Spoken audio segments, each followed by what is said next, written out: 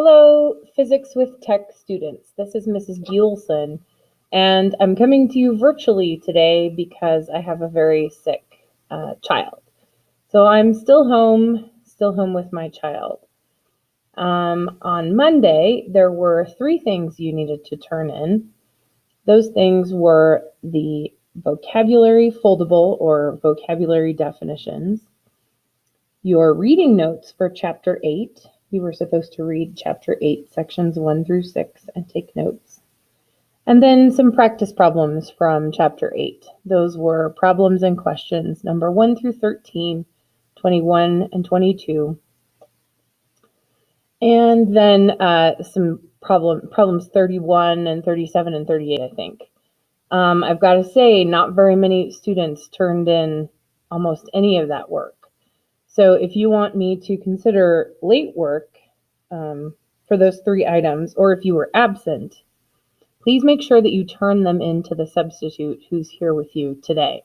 Today is Wednesday when you're hearing this lecture. We're going to finish the work and energy lecture. So your lecture note packet, which is pages 7 through 15 in your Physics with Tech notebook. And then you're going to collect everything from your file folders and make sure you have the vocabulary foldable and the reading notes and the practice problems that you turned in, if you turned them in. You're going to organize your notebook, and then you're going to take a quiz with the substitute for the rest of the period. So you need to organize yourself today and get ready for the quiz after the lecture. The slide you're looking at right now is the slide we finished on, and it's stating the work energy theorem. So the work energy theorem says that if you do work, force times distance, there's a change in energy, a gain or reduction. And we will be focusing on work that's done horizontally, and so the change in energy is kinetic energy. Last time we talked about this, we talked about doubling the speed of an object and how if you double the speed of an object, kinetic energy increases by 4 times. It's 4 times bigger. So doubling the speed of the object requires 4 times the work, since work causes changes in energy. Here's the first new slide. We can apply the work energy theorem to increasing speed, so speeding an object up or causing it to accelerate. An example of that is in the case of stepping on the gas pedal of your car. The engine applies essentially a thrust force, although the details of how the engine applies this force are quite complicated. We can consider it to be a single forward force. Engine does work on the car because that forward force causes the car to move forward, and the car accelerates as a result. I'll have these slides on Canvas, and you can also ask the substitute to pause the video if I go too fast. You can apply the work energy theorem to an object with decreasing speed as well. In this case, the work done causes the object to slow or brings it to a stop. So an example of that is applying the brakes to slow your car or to stop your car. The force of the brakes, again, more complex than what we're talking about, but the force of the brakes provides a backwards force.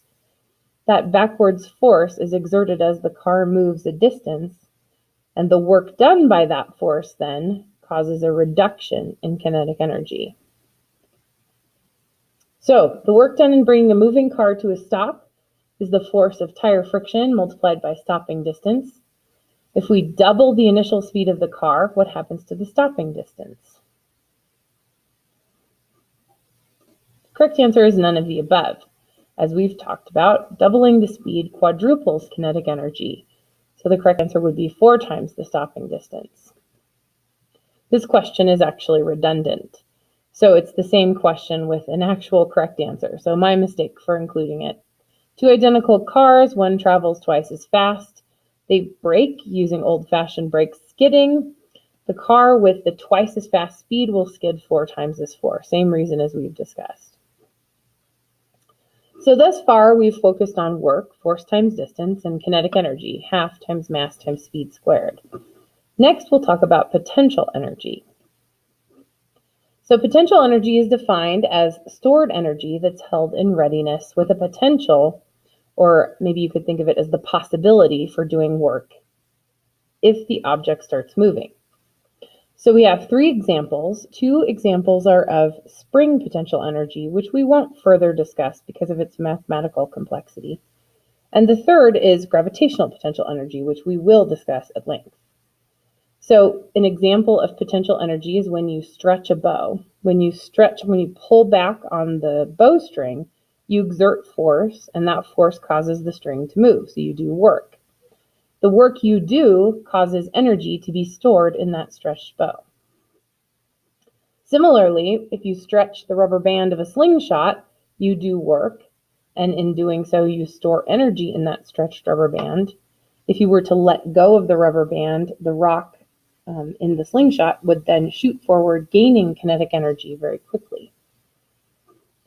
Our third example is of gravitational potential energy. As I mentioned, if I lift a bowling ball above the ground, I'm loading it up with gravitational potential energy, and I know I'm giving it energy because I'm doing work on it. I'm exerting force and causing it to move. If I then let that bowling ball go and, say, drop onto a cardboard box on the ground, I know from my personal experience of things falling towards the earth that bowling ball does work and mashes the cardboard box, force times distance. So our definition for gravitational potential energy is that gravitational potential energy is equal to the work done in lifting an object, lifting it up above the ground. In equation form, that's mass times acceleration due to gravity, which you remember means 10 meters per second squared on Earth, times height, or mgh. We could also write it as weight times height. In fact, I want to write that in right now.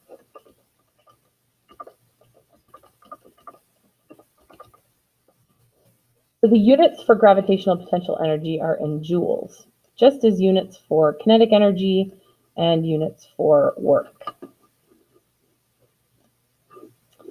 So, does a car hoisted for repairs in a service station, hoisted on a hydraulic lift, have an increased potential energy relative to the floor?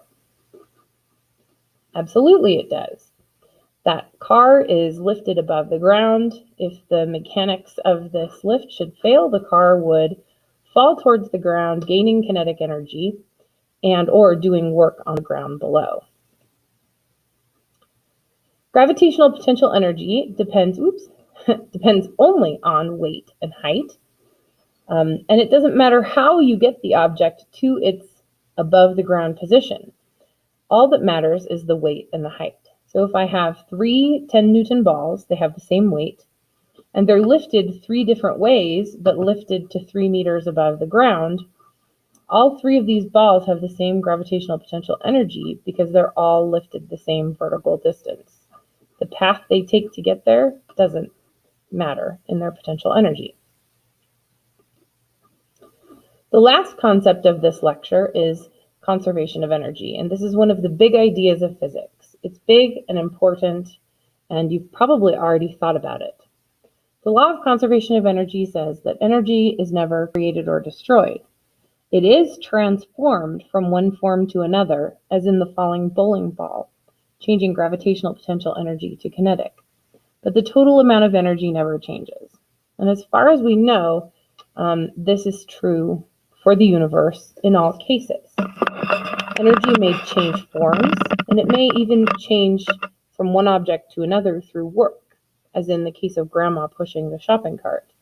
But energy is never created or destroyed. An example of conservation of energy is shown in this diagram of a pile driver.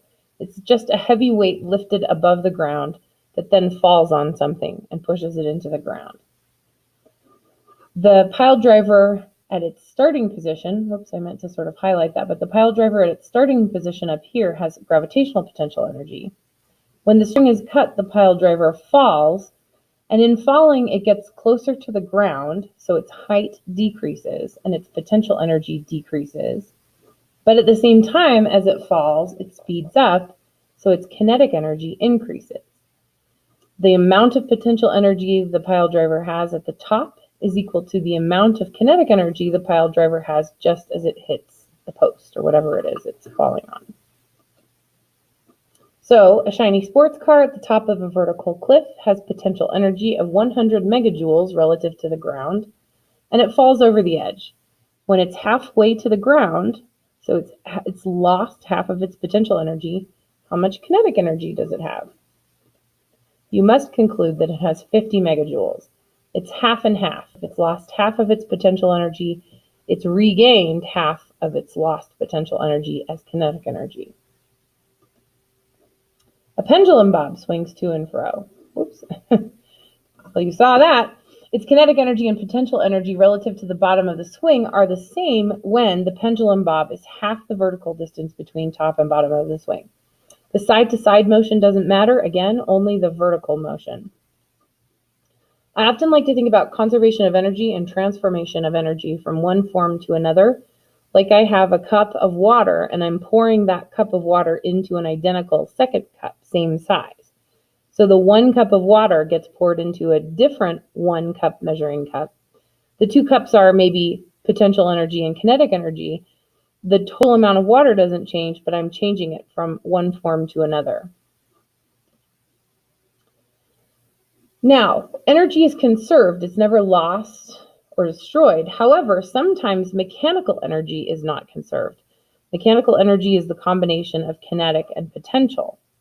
Energy can take other forms, however, namely heat.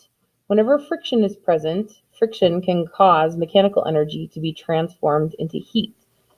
So, in real life, where friction is often present, always present, mechanical energy is easily transformed into heat. We have talked about how you do work on a bow as you draw back the string. You do work and you cause it to gain potential energy. When you release the bowstring pushes on the arrow and it transforms the potential energy of the bow in kinetic energy of the arrow. However, in real life, the stretching and releasing of the wood in the bow and the string and the movement of the arrow through the air causes heat. Causes the temperature to increase. So the kinetic energy of the arrow is a little bit less than the potential energy of the bow, and the difference between the two is made up in the heat gained by the bow. So, for example, if we have a potential energy in a bow of 50 joules, and the kinetic energy of the arrow that leaves that bow is 40 joules, we must conclude that 10 joules go into warming the bow. Oh, I said our last concept was conservation of energy, but our very last concept is power.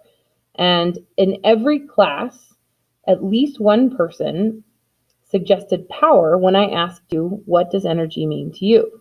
And that's because power is pretty inextricably linked to energy.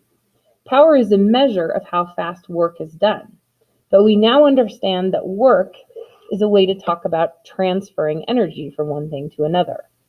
So power is a measure of how fast work is done, but it's also a measure of how fast energy is transferred or transformed. In equation form, we say power is equal to work done divided by time interval. So I've talked about whether I walk up the stairs to go visit Mr. Enrique or whether I run up the stairs to go visit Mr. Enrique to collaborate on some physics topic. If I'm running up the stairs, I expend more power, I use more power than if I walk up the stairs. In both cases, I do the same amount of work, lifting my body up one flight of stairs.